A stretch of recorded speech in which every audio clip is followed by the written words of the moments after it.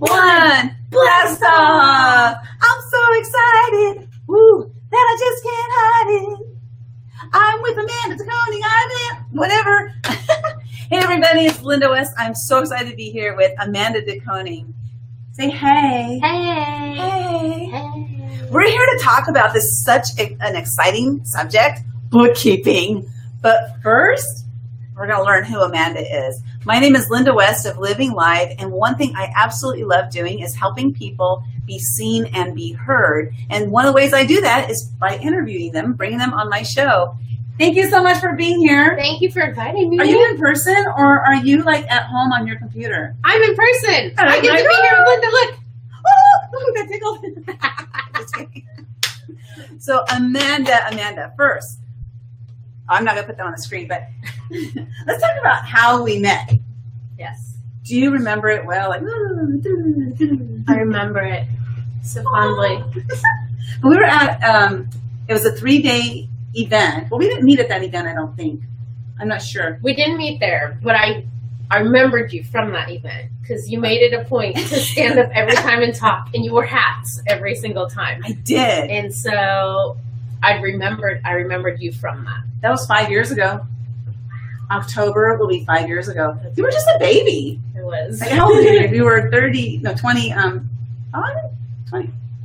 Yeah, I'm 30 now. You were 25. Oh my, no, you were 24, right? Because you were gonna turn 30. That's right. It wasn't my. That's right. Yeah. I'm late October, and that was early October. Yeah, so you were 24 years old. Like, oh my gosh, that's crazy. Yeah, so I remember that. It's right. You're right because it was right before my birthday. And what happened was I went there, and that was like one of my huge epiphany 3 days of my life that had me see that I have something more than I'm giving myself credit for.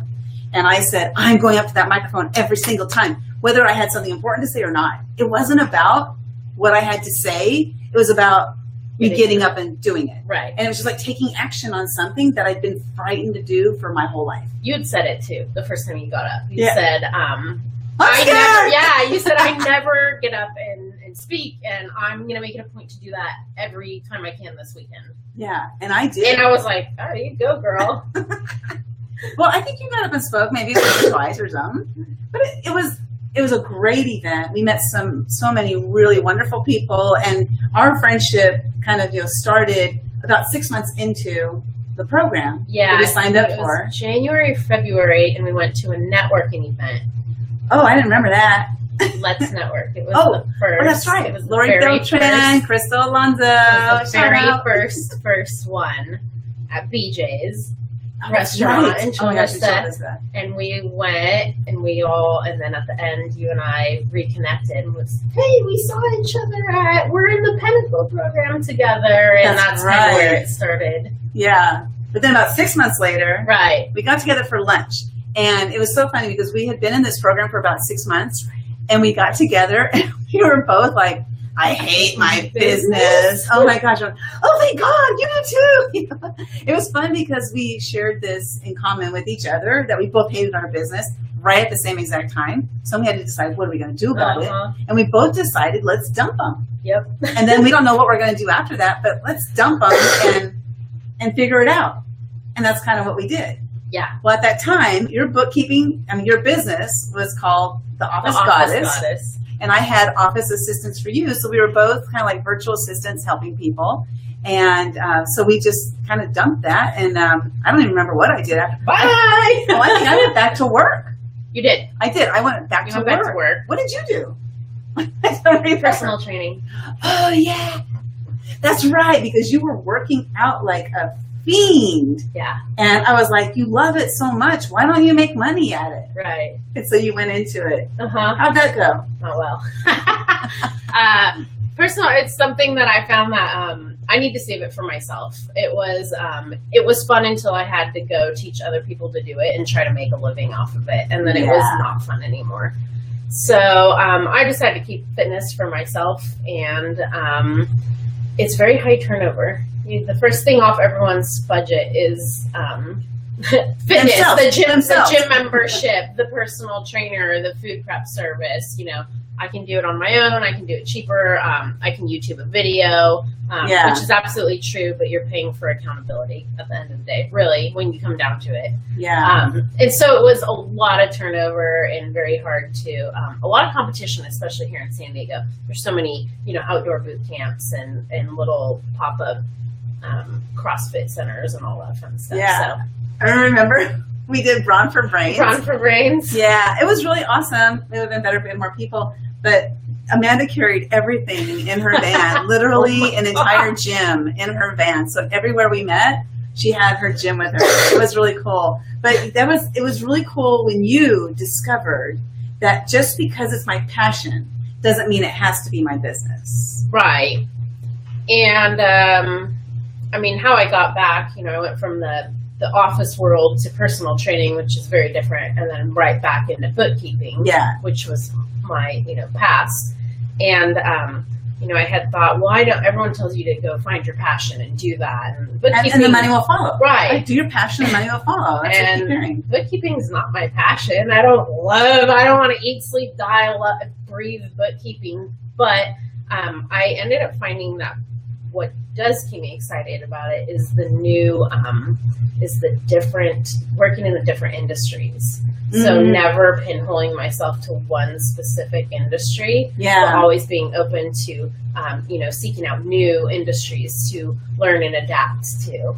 And so I actually did find in my business what it is that I do enjoy and that it is a passion for me. It's that detective type side of it. That's great. Right. So I found out, it's not the data entry. It's not reclassifying. It's not running reports and telling people if they're losing or making money. It was the learning behind it. I get to always learn. And to me, that's now I've found what keeps it really exciting for me. So that's so key, because to discover the passion that you have in the thing you're doing, that maybe you're not passionate about the whole thing overall, but if you can figure out something that you're passionate about and do that, and then farm the other stuff off to your staff, because you're building your business. Yes. I mean, you have grown. Well, before we get there, I want to talk about Crazy Race Lady. You're known as the Crazy Race Lady, and that is because you have done an ungodly amount of races. And I remember, let's see, what do I have here? Her first marathon. Okay. We're going to talk about her first marathon, because I remember this very well.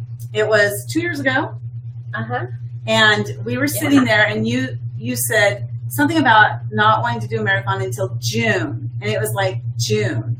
And you weren't going to do a marathon until next June. It was August. And I was like, okay, so 2 years ago, August. Yeah. And I said, what? Why are you waiting so long? I did one in 4 months. 4 months.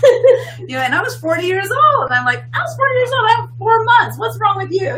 Yep. And you said, if I can find a race before the end of the year, that's cheap. That's in my budget and not too far away. I'll do it. Well, you found it. There was one, December 20th in LA, Van Nuys to be exact. The reindeer run.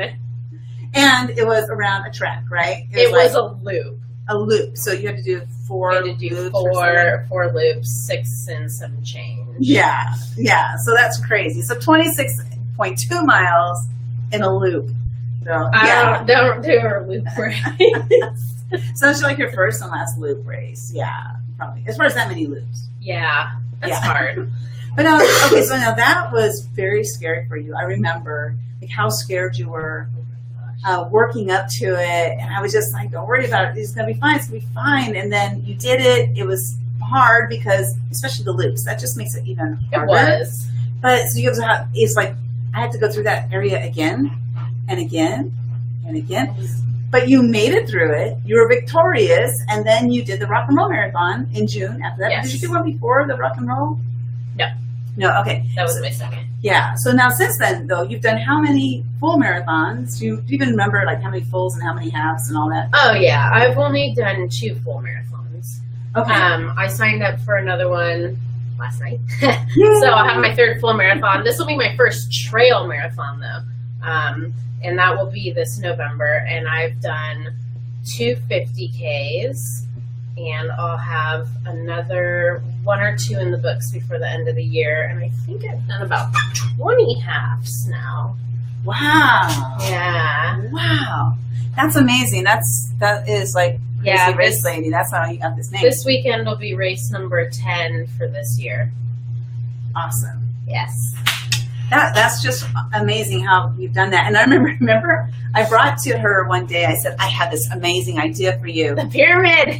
The pyramid. I tried. Yeah. You did really well for a long time, but getting to the end. So the pyramid was to do a marathon? Which is a race. Okay. So in January, do 1 race, February, 2 races, March, 3 races, all the way down to December 4, 5, 6. with 12 races. And you went pretty far. I managed until July. Yeah. July started slipping, and then August I refractured my ankle, and then it really went downhill from there. Well, yeah, as it should. But it was cool that I remember when I brought it to you, you were like, I was like, this is insane. That was 78 races for the year, and I think I ended up doing 42 last year, I want to say, or maybe a little, 38, somewhere late 30s. That's early a lot of 40s. races. That was a lot. There were a lot of. I did Saturday and Sunday races. I mean, every weekend. Yeah. We did the Very Best Chocolate Fest, and the next day I worked 16 hours there, and the next day I went and did a 15K. Yeah. It was crazy. Just absolutely crazy. But a lot of fun. And so it's been fun to watch you on the journey. And then you did a mile a day every day for how many days did you do that? I managed for 214 days. 214 days, every single day. So even if it got to be like 11 at night and she hadn't run that day, she's like, I got to get my mile in. I ran. So talk about commitment. So that's like I wanted to talk about that is because committing, like when you commit to something, you are going to make sure that you achieve it. Yeah. And you're dogged about it. Like no matter how much it's going to affect you adversely, you're going to make sure that you get it done. And that is like one of the best attributes, if we're talking about as a person, but also as a business. Yeah. In business, that is one of the keys is to always delivering what we promise we're going to deliver or over deliver. Absolutely. What we promise we're going to deliver. And that's one of the ways to do it is to make sure that you're committed to your clients, committed to your family, your friends, and what have you, just to always deliver. Right. So let's talk about now let's talk about sex, baby. Do you know that song? No, I do. It's Salt and Pepper. I'm not Salt and Pepper's I'm not that young. Salt.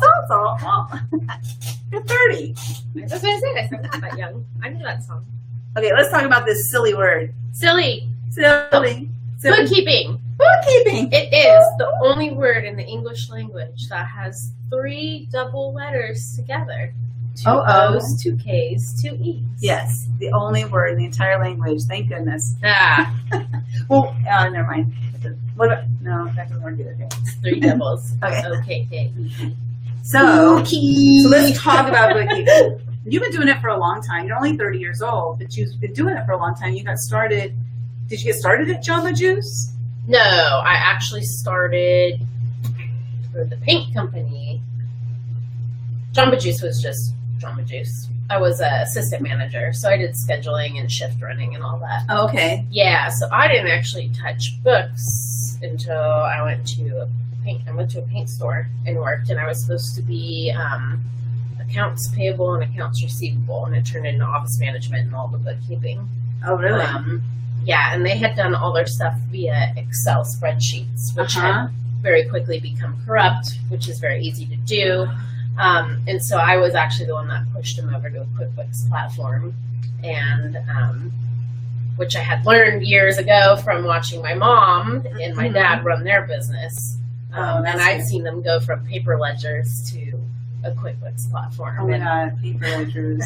Yeah. That's a nightmare. I probably wouldn't be in this profession if I had to deal with the paper ledgers. No. Oh gosh. And some people did that stuff. Ooh. I mean, I did it. I took an accounting class because I wanted to learn how to do my books myself. And they had us do paper ledgers. Yeah. This is like 12 years ago. It's like, I have QuickBooks on my computer. Why can't you just... They still teach it in Accounting 101. If you go do it, they will teach you paper ledger. I think they need your brains to know how to do it or something. because you can actually fumble. You can really fumble your way through QuickBooks. It's so like user friendly that you can kind of you can fumble your way through it and get the gist of it down. So if you can, they want to teach you the real like accounting methods and thought process behind things, and the correct way to debit and credit certain accounts. And that's a good idea. It's a good idea. Not just whatever you feel like is appropriate at that time. Exactly. This looks good. Why not? I like that. It makes my numbers look better. Right. That's what. It makes me feel. So you started doing the bookkeeping on accident, and then and then so how did it like morph into what you're doing now? So you went through the Office Goddess, or you went through other things before Office Goddess? Yeah, I went through quite a few different companies, just doing their books. I was hired by them, and I was specifically working for them. And I always became bored very easily. I created a lot of projects for myself. I revamped a lot of filing systems.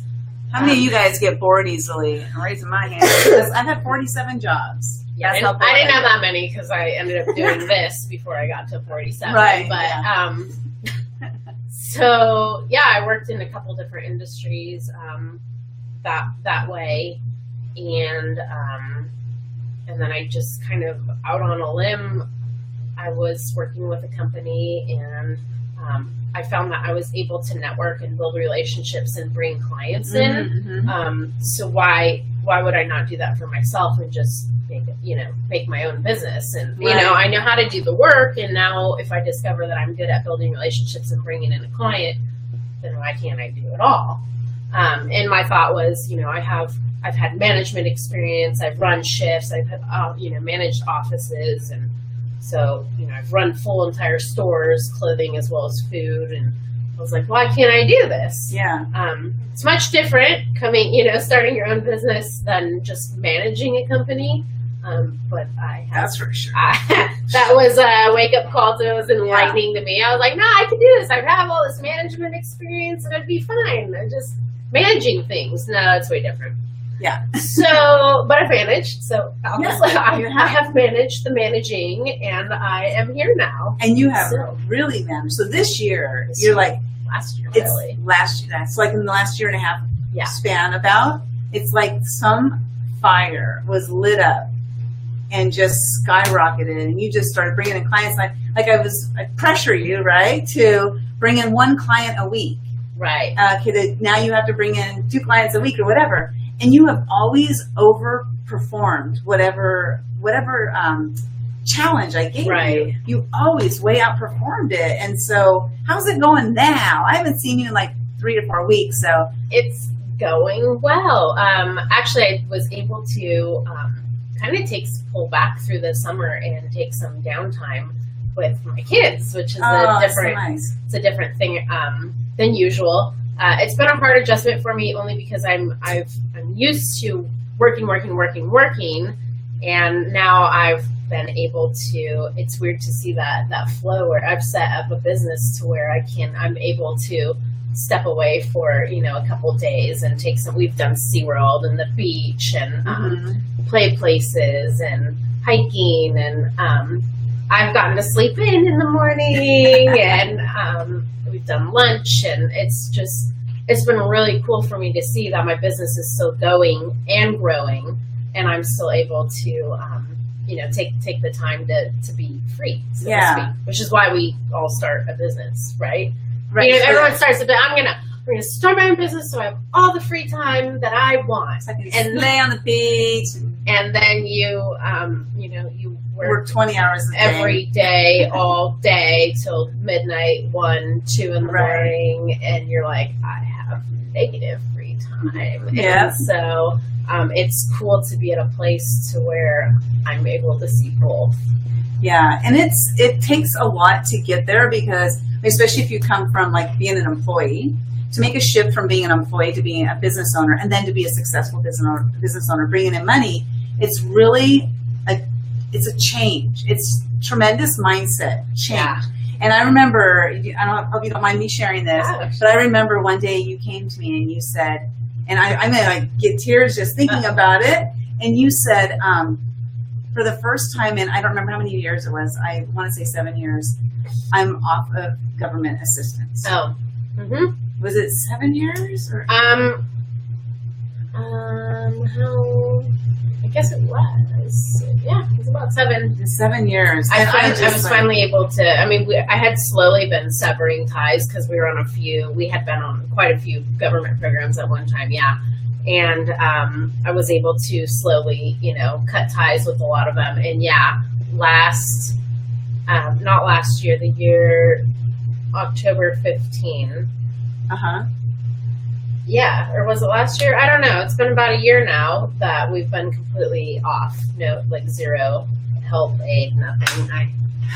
And that too is a hard shift, because I actually used to work with a woman who was on government assistance, and our boss offered her a raise and she turned it down. Yeah. She said, if I take that little tiny raise, it's going to bump me up so I don't make as much money because I'm going to lose my government assistance. It's really hard because every time I made a little bit more, I mean, there's really no incentive to make more money, right? Because you're really penalized for it. So every time I made a little bit more, I would see our food stamps go down, and then it would put me in this panic of, how am I going to feed my kids again? Yeah. And so that was one of the big driving forces was I need to sever all this aid. I was tired of being on it. It was embarrassing to me. I'd never brought it up.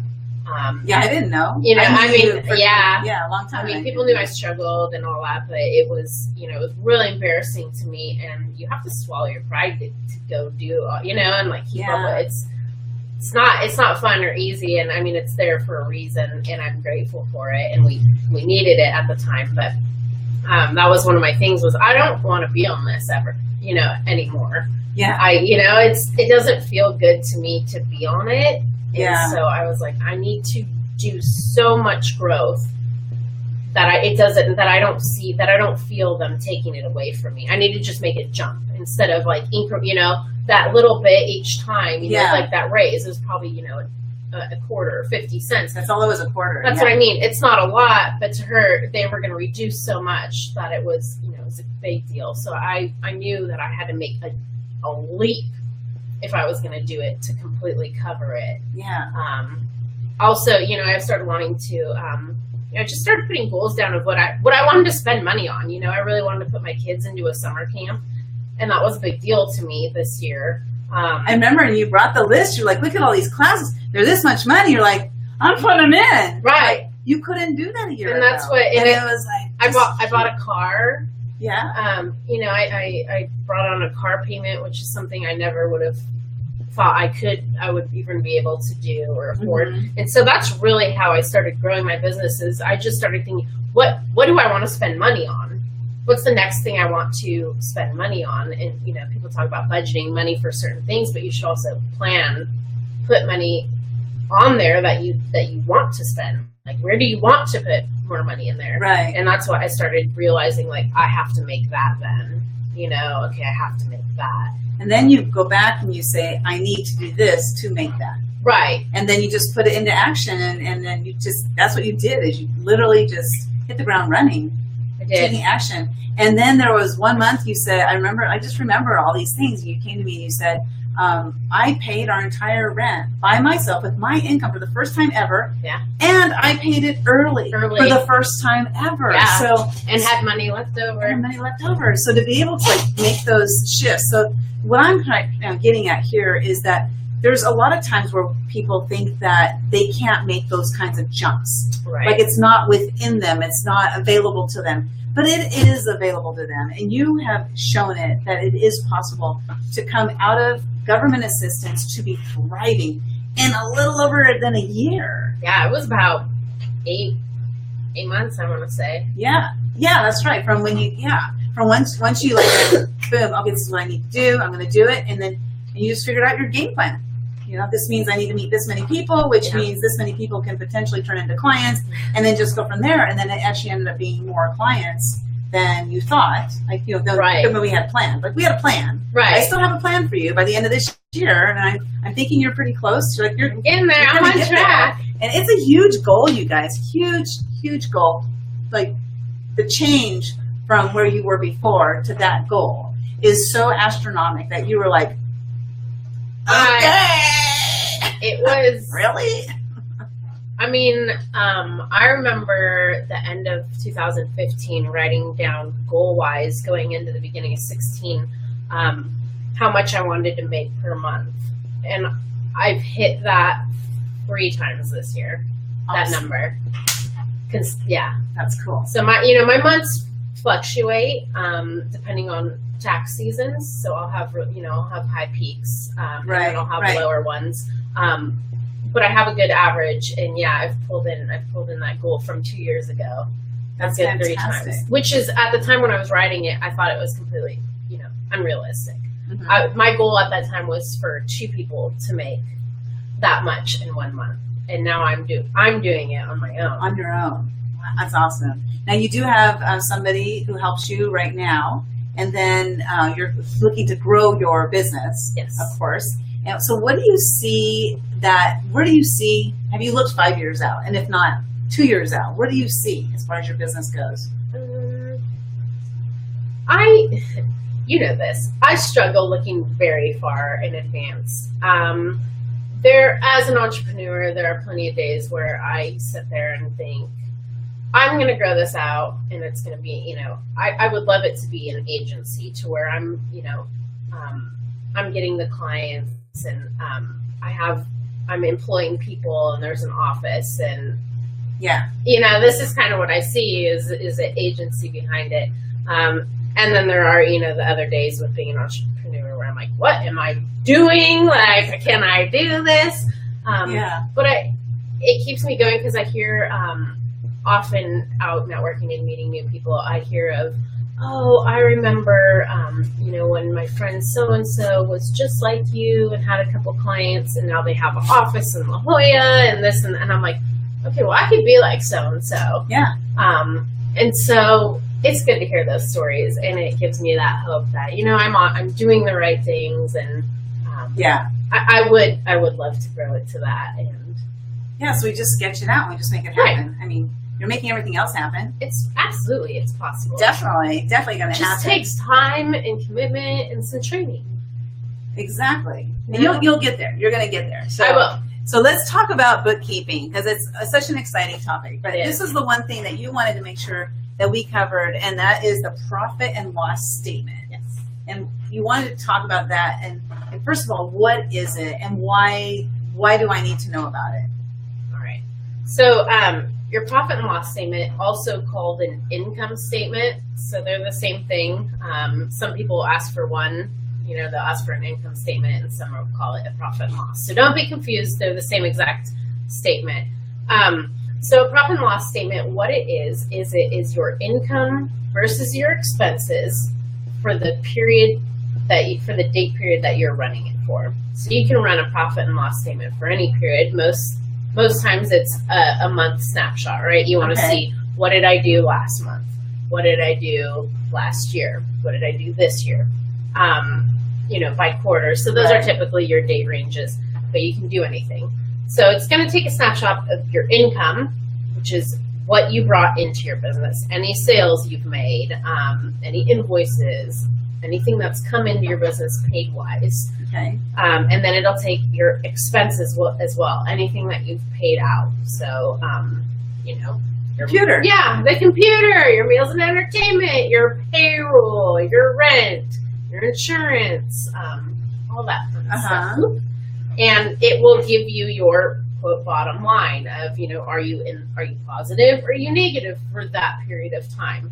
A lot of people think there's a lot of confusion of that bottom line being the money you have in the bank. Right. So a lot of people see that bottom line and it's negative $2,500. I don't have, I have money in my bank.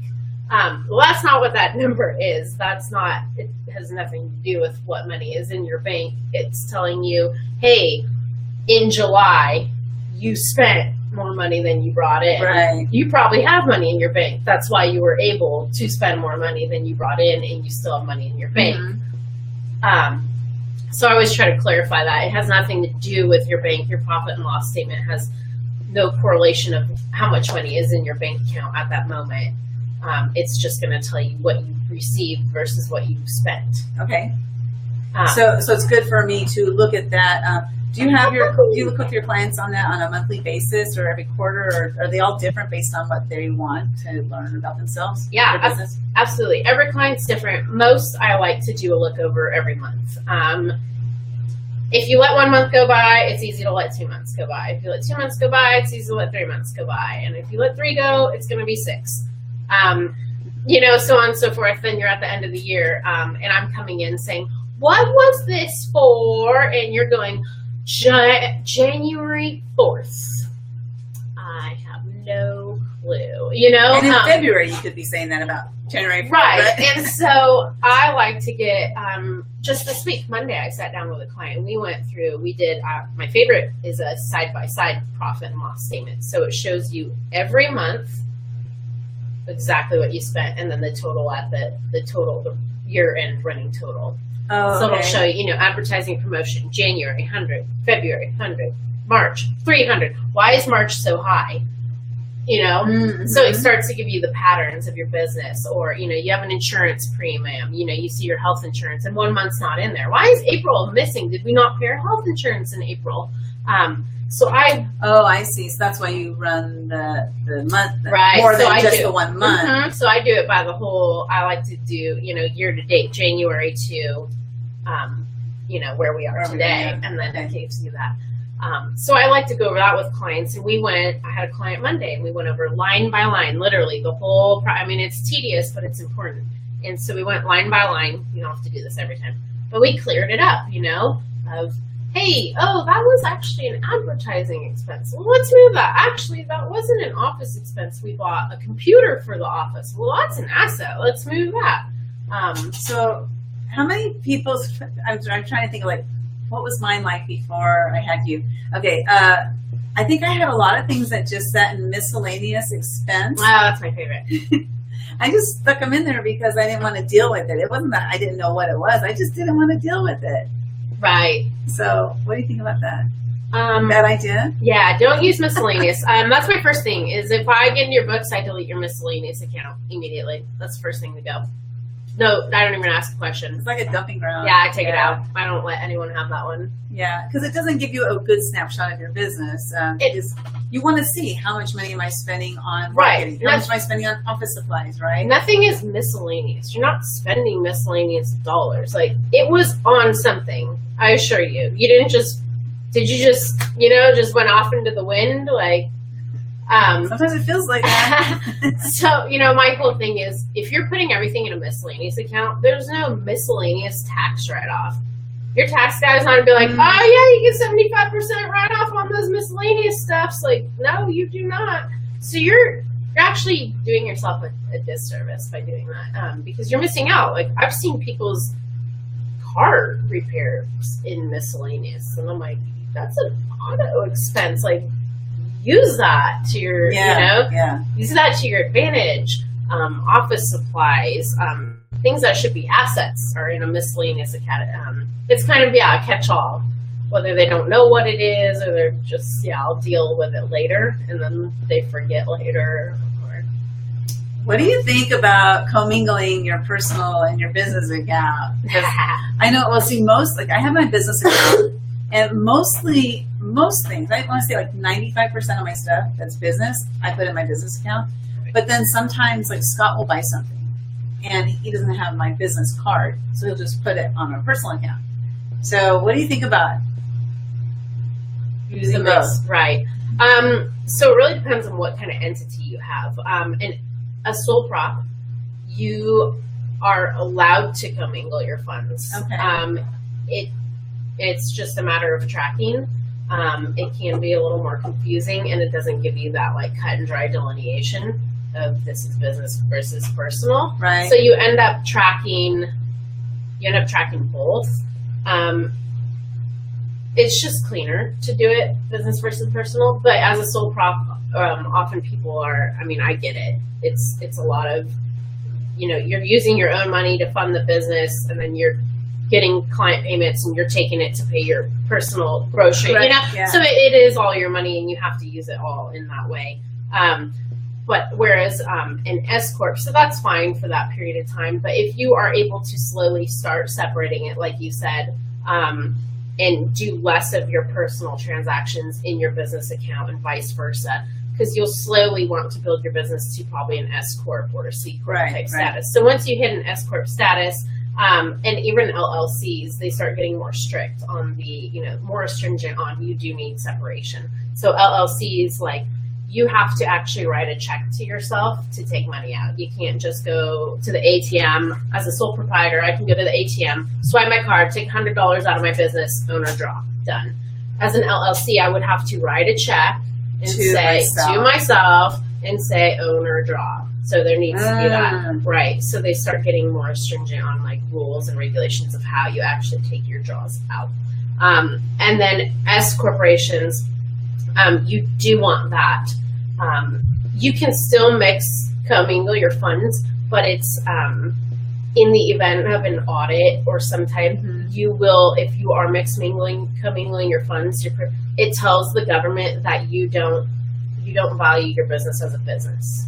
That you're still seeing it as that sole proprietor, like, oh, it's all my money. The hobby money or whatever. Right, and so that's what they actually look like. So it will actually, if you are an S corp and you are doing that commingling and you get an audit or some sort of trouble situation, you will lose your corporate veil protection because of the commingling of funds. Oh, wow. Right. Wow.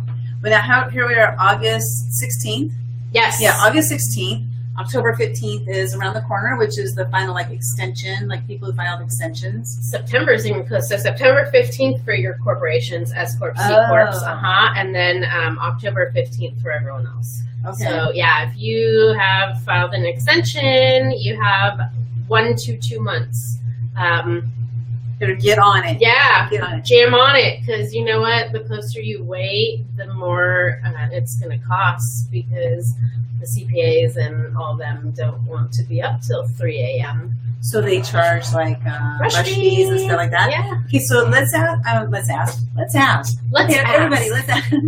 Okay, so what I'm wondering is, let's say somebody's out there is thinking, I don't need a bookkeeper. I've got a CPA.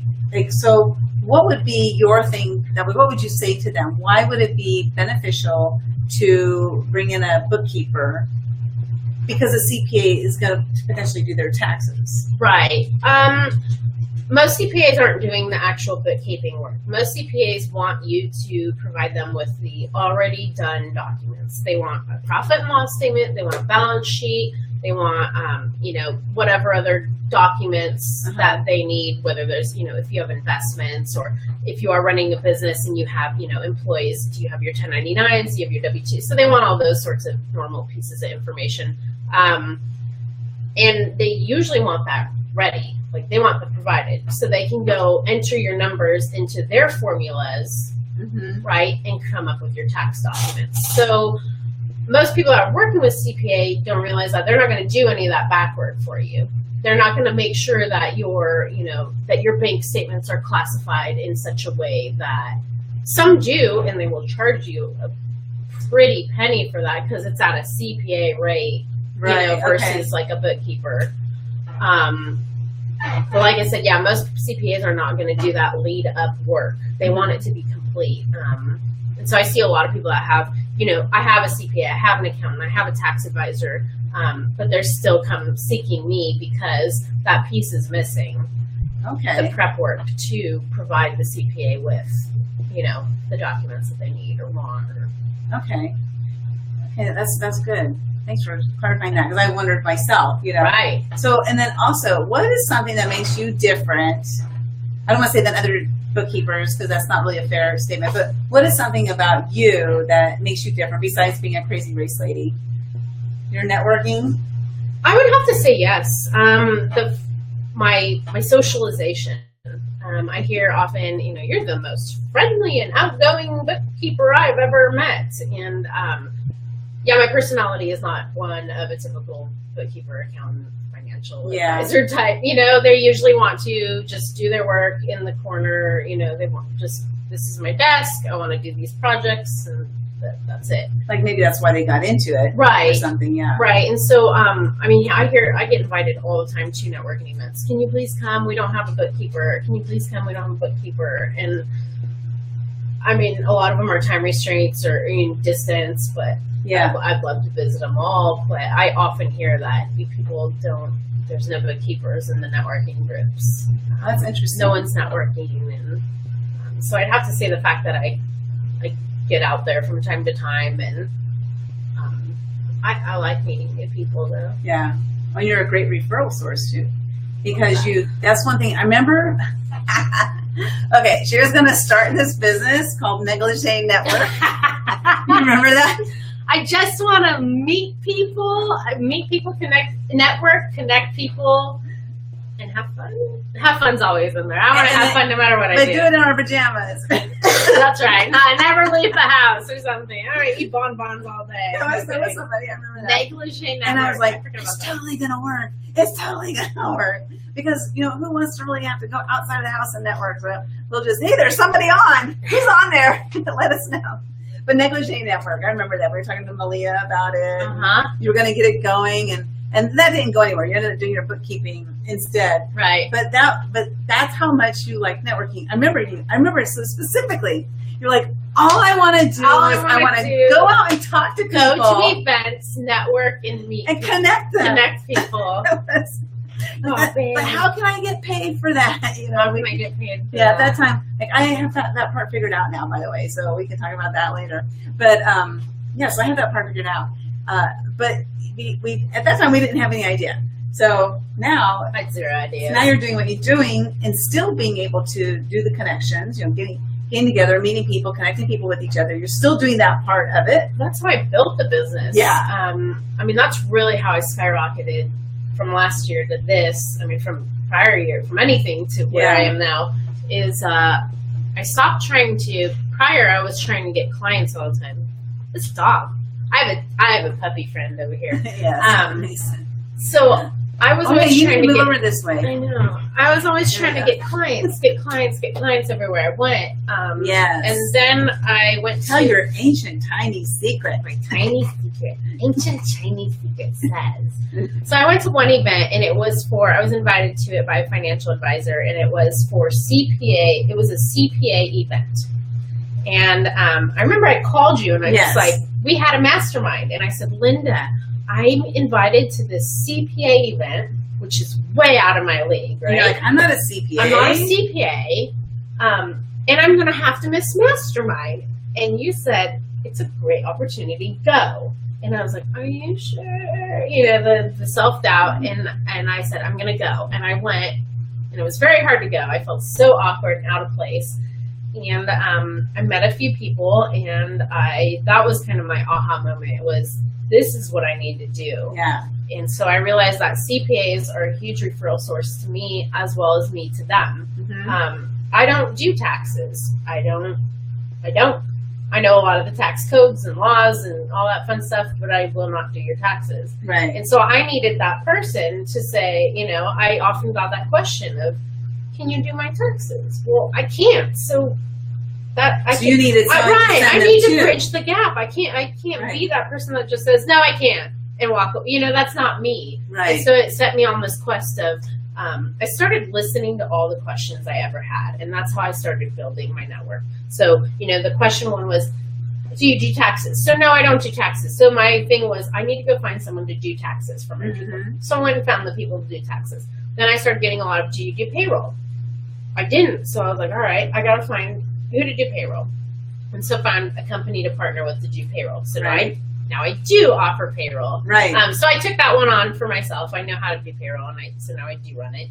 And then the next one was I had gotten someone, what was it, that wanted to buy a house. Yeah, I was going to say real and they estate. were, it was real. I got into the real estate. So someone was looking to purchase a house, and their lender was asking for a profit and loss and a balance sheet and all that. And so it's opened my eyes. I went into a couple real estate caravans where I was meeting lenders and brokers as well as real estate agents. And so that's all I started doing, was focusing on who needs me to refer my services and to help their job be easier or more fluid, and who do I need? Who are my clients looking for? Like, what are the questions my clients are asking me, and who can I bridge them to? I've even started going so far as merchant services. People ask, my merchant service fees seem high. Which is a pain in the ass. Right. Oh my God. Yeah, so merchant service, teaming myself up with merchant service accounts, that I can say, hey, why don't you go talk to so-and-so and see if your merchant services are high? Yeah. So it's not, I didn't have to offer all the services, but it became, what is everyone looking for? What are the things that I'm seeing on their, in their finances that are being asked over and over again, and how can I become that bridge? Yeah. And that has really just helped your business skyrocket. Right. So like you said, instead of looking for clients, you're looking for people who give and take. Yeah. Right. Who can solve a solution, who can solve a problem that your clients have. Right. And vice versa. You can solve their problem. Exactly. Yeah. So it just has worked really well. And so concentrating your networking in that area, that was one of the things, like, you brought that to me and I was like, oh my God, that's amazing. Right. So then you brought it to our mastermind and they're like, that's amazing. So, everybody starts doing that instead of like clamoring for clients, try to figure out who you can work with to become a referral source for each other. Right. And you don't have only one real estate person that you know, or only one CPA that you know, but you have, like, maybe based on your client's personality, like, who to fit them with. Right. And that's the thing is that, I was asked, well, you can't, do you limit it, right? Do you, because you can't pass referrals you can't, with integrity, pass off referrals to 100 different CPAs, and think that like, and trust all, which is true. So I only have, a couple in each industry, one or two or three in each industry tops that it's like, I've worked with this person, I know their work, I really trust them, like, and I really get to know how they work and who they work best with. Yeah. And I will kind of gauge, like, or sometimes I'll let it, I'll give them options. Like, if I don't know my client very well, they're new to me still, they ask me for a referral, I'll say, hey, I know two. You call and, you fill it out. These are the two I trust. Yeah. Kind of thing. But there are some where I'm like, this person would be best with this person, and I'll just connect them automatically. Yeah. And that's just brilliance. And it helps to grow. It helps for you and it helps for them. Everybody's winning. Yay. Especially since you've vetted them. Right. Like we talked about, we started the very start of this conversation talking about commitment and, following through and how important it is and how you do that. But then you also make sure the people you work with do that too, because if they don't do that, they're not good for you. Right. So if they're not doing that, you don't want to refer people to them. Right. I mean, it's just simple as that, do good work and people will refer people to you. Right. It's a simple equation. It is. Right? Yeah. Yeah. I get referrals because I would like to, I like to think I do good work. Yeah. I guess I do because, I get them. You get accolades all the time, right? Yeah. Yeah. So. Yeah, so let's see. What's the last thing? It's hard to toot my own horn about that sometimes. You'll get there. You're getting there. It's a lot better than it used to be already. I know. And there are 3 words you have eliminated from your vocabulary. The biggest one. Huh? I don't know. I don't know. Oh my gosh, yeah. That's big because it used to be I don't know for so many things, and that's because of a lot of this self-doubt. Yeah, every question you asked. You said I don't know, yeah. Even the easy ones, challenging ones, easy ones was, I don't know. And now I'll stop and think about it for a second. Yeah. And it's just like that. And the confidence. Yeah, confidence. Confidence is key, I swear. Because with that confidence, like, nobody can take your confidence away from you. You can let yourself be less confident, but nobody's going to take it away from you. It's really liberating. And that's been a huge growing factor for the business too, as well, though, is confidence. Because, I've been able to raise rates, but as well as I haven't taken every client. I've told people to go away because, whether it's going to be, I feel like it's too much liability for me to handle or it's too messy, it's like I've had a few where I just felt they were kind of shady and wanting me to do shady things, and I'm not a shady bookkeeper. So if you can't give me documentation, I can't put your, owner investment on the books, kind of thing. Yeah. And so it's allowed me to have that power to say no. Yeah. That's awesome, huh? Yeah. I remember one time though, I was in San Diego. I was outside, and you were on the phone with me. And you're like, I'm going into this meeting with this guy, and I don't know how much to ask, and all this stuff. And we talked about it. And I remember you were going in, so I was like, what are you doing? You can't go in that low. That's too crazy. And I said, you have to ask for this. And you're like, I can't ask for that. And I go, okay, then ask for this. You're like, okay. And then I think you ended up asking for more than what we talked about. And I was like, yay. So it's just been, It's been so awesome to see the growth, that's happened. And like, first it was like that first 8 months, right? But there's been more growth since then, and there will continue to be growth. There will always be growth as long as you're looking for it. What's the value too? Starting to realize that you do offer value. It's for a long time. I was like, I just pushing numbers and creating a report. Yeah, and you're like, that's not what you're doing. Because I see the relief. I do a lot of project clients. Like we said, the extensions coming up, people are going to start saying, hey, can you do my whole year? I have 2 of those right now that I'm working on. Of the whole, 2016 we're doing. The entire year. And then you're like, hello, what about January to August of this year? Right, so then you have a whole, yeah. Where was it going with that? I don't know. There's a point to that, the big projects. I don't know. My favorite words. Yeah. Whoops. Well. Yeah. Well, but basically it was your growth and, just how much you've grown. Right. Oh, the confidence and all that. It was there. Yeah, but I think about confidence and how, because I've grown in confidence in the last couple of years too, and how having confidence gives you that ability, like you said, to say no. Right. It gives you that ability to ask for your worth, or even more than you think you're worth, because you're willing to say, maybe I'm worth more than I think I am, and they'll let me know. Right. Because if I ask for more than I think I'm worth, it's possible the person on the other side will say, hell yeah, she's worth that. Yeah, definitely. Yeah, because you don't know. You don't know what you don't know. The value of it. Yeah. That's what it was.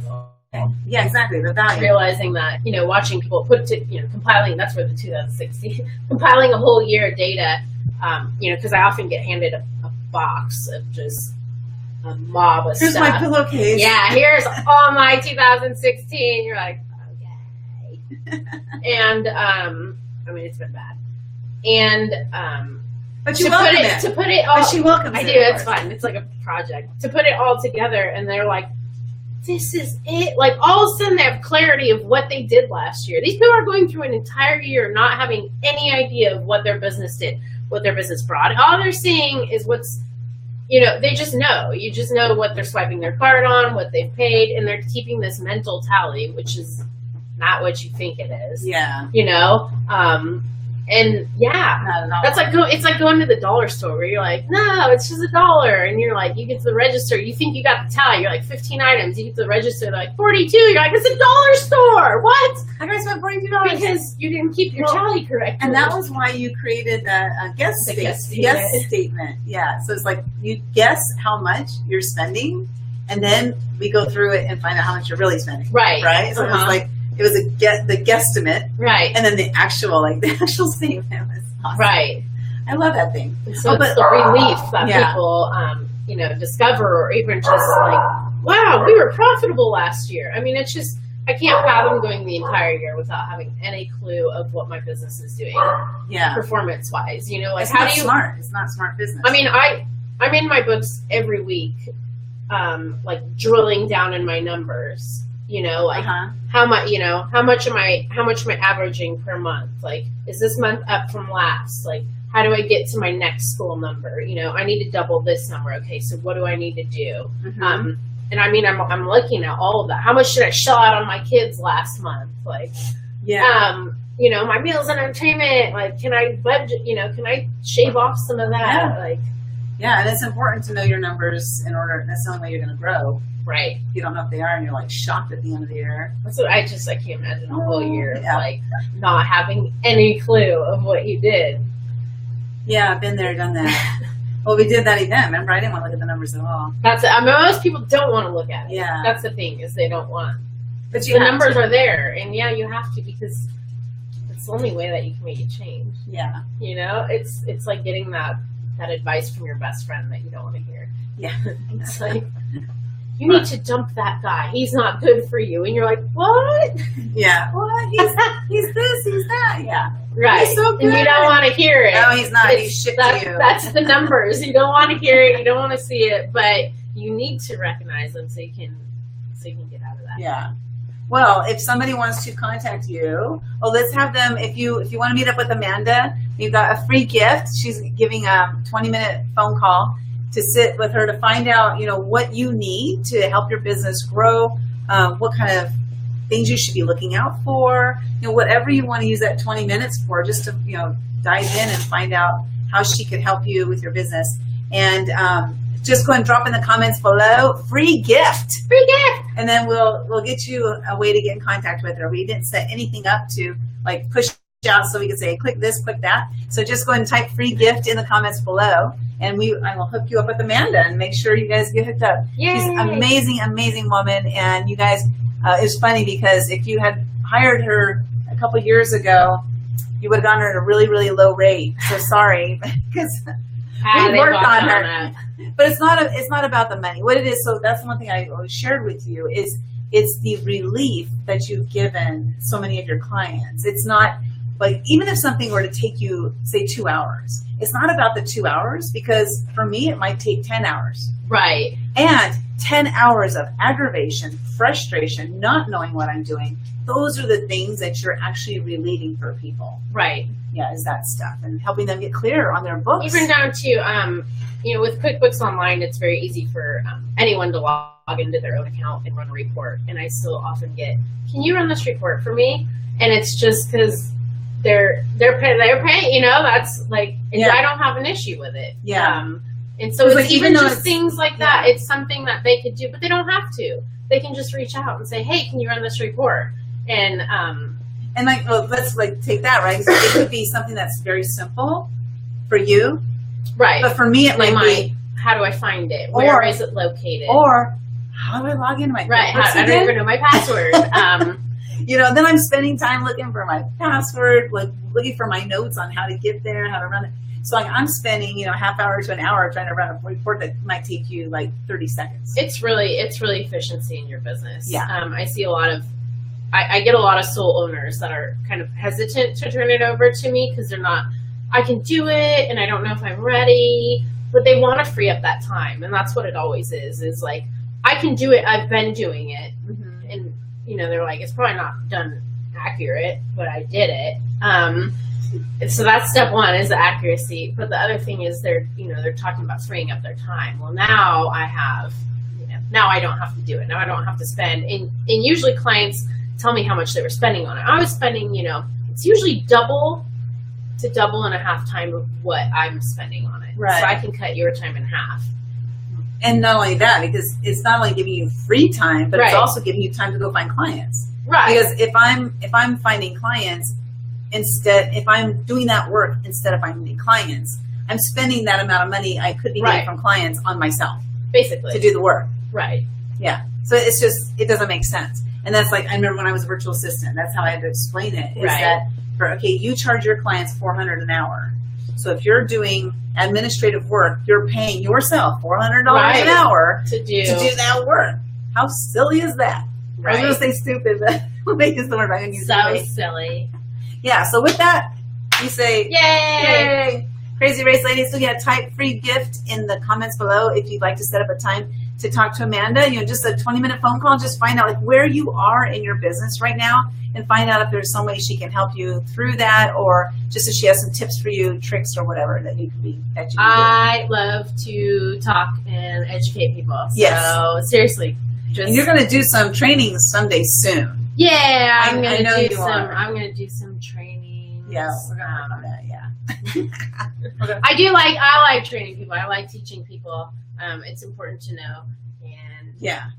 the You do more that with you your- know. Yeah, but you do it with a lot of people, right? You'll sit down with them and train them on how to do it. Absolutely. Yeah. Yeah. Even people that aren't ready for me, you will be. That's right. You'll be ready. Okay, so everybody, this is Linda West with Living Live, and you have a wonderful day. Bye. Bye-bye Thank now. you. Okay.